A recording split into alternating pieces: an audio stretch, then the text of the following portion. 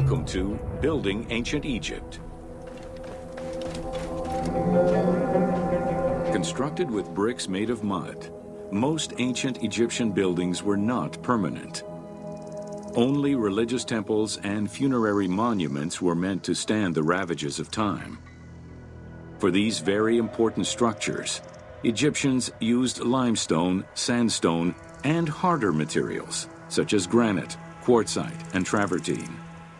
These heavy stone blocks were so prized that they were often transported from quarries located hundreds of kilometers away.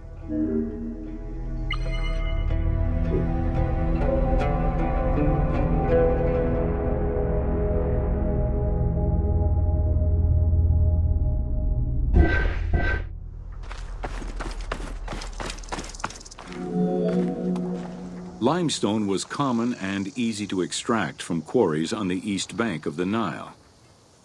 This particular limestone had marine fossils in it, however, preventing it from being easily decorated and polished.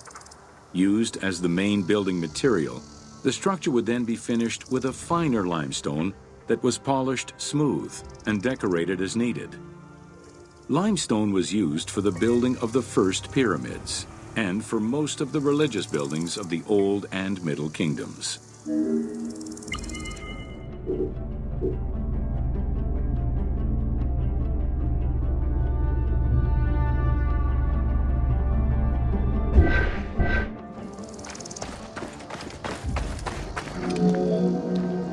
Ancient Egyptians preferred to use sedimentary rock beds or layers like sandstone and limestone, because they were often easier to extract. The common method used to extract stone was the open-pit quarry.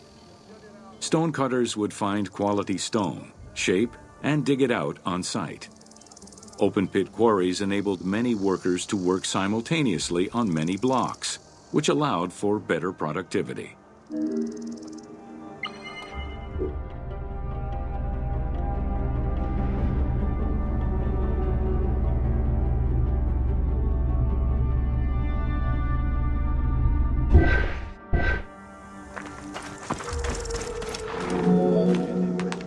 Workers would draw a large grid directly on the stone's surface, taking care to leave a space between the blocks. This allowed them to isolate the different blocks and create a trench that would make the extraction easier. Stoneworkers used iron chisels for hard rock and bronze or copper tools for softer rocks such as limestone. Removing material between each block created a trench line.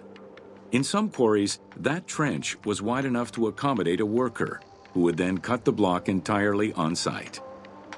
For harder rocks like granite, workers cut a series of holes and hammered wooden wedges into them. They then soaked the wood until it swelled and caused the rock to split.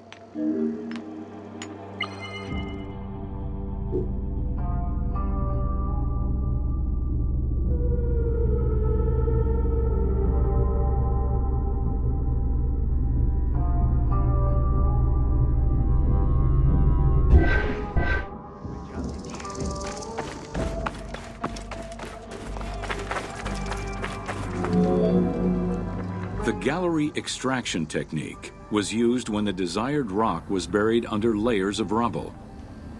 This method was often necessary in order to find the whiter and finer limestone required for a smoother finish. The first step was for the stoneworkers to create an access pit that would allow them to reach the desired wall of stone.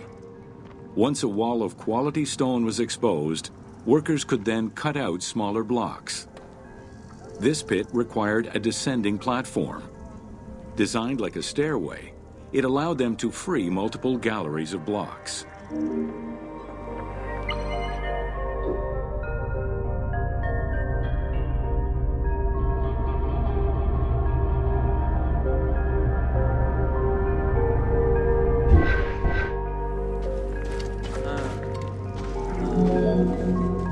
To cut the stone, they created a longitudinal kerf, or slit, and then cut the rock at a 90-degree angle.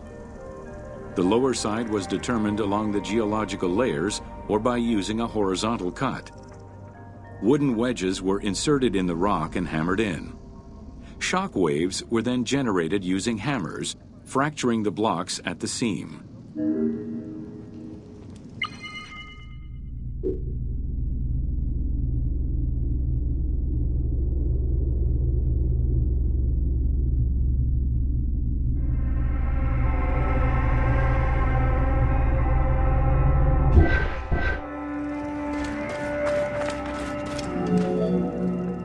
To maintain the stability of these mining pits over the course of quarrying, workers would leave support sections of unexcavated rock.